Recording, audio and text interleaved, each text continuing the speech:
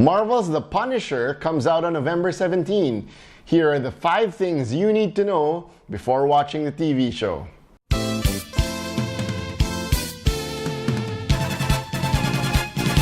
Hey everyone, welcome to Jiggy's Geek Speak, and if you want to see more Marvel content, Marvel information, and Marvel news from a fan's perspective, please do subscribe down below. And with that being said, let's get into the 5 things you need to know about the Punisher before watching the TV show.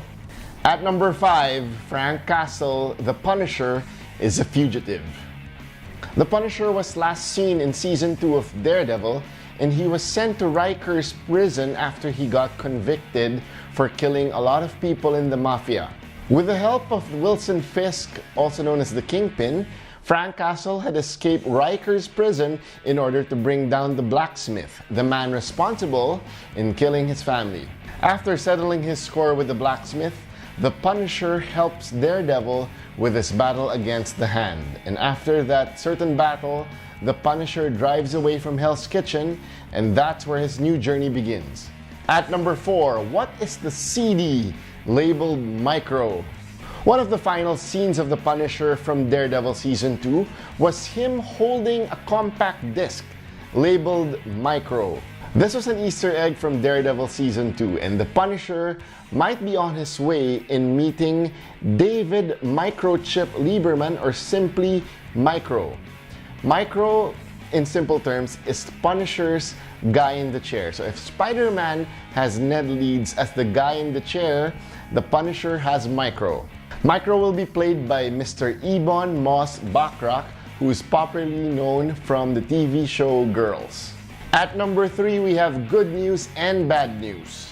The bad news is that we won't be seeing Claire Temple, who has appeared in every other Netflix show.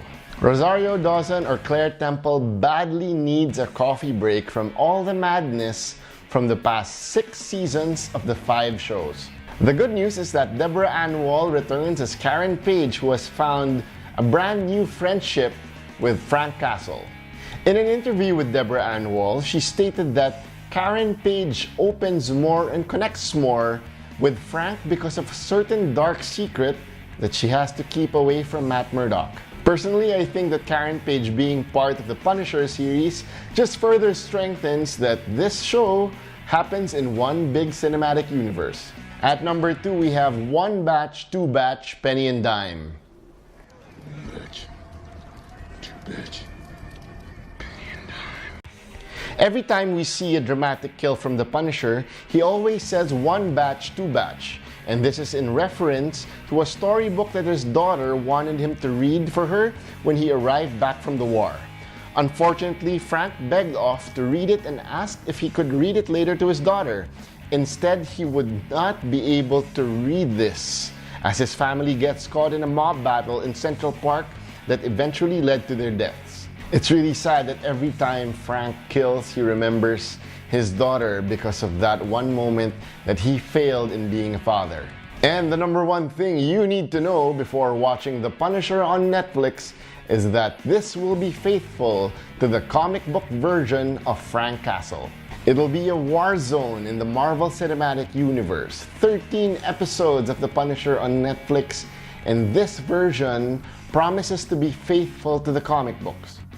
Bernthal stated in an interview that the show takes you on this journey of Frank to becoming more and more human, and then shutting off and going back to what works for him. The place where he kind of belongs, a place of solitude, of darkness and destruction. Jon Bernthal promised that it's going to get as dark and as brutal you've ever seen in a Marvel world. Those are the top 5 things you need to know about The Punisher before watching it on Netflix. Guys, I'm really excited for this show, and if you are too, leave a comment down below because I think that this show will really deliver. I think it's going to be faithful to the comic books. So with that, this has been Jiggy Cruz for Jiggy's Geek Speak, and I guess we'll all watch The Punisher on November 17 when it comes out on Netflix.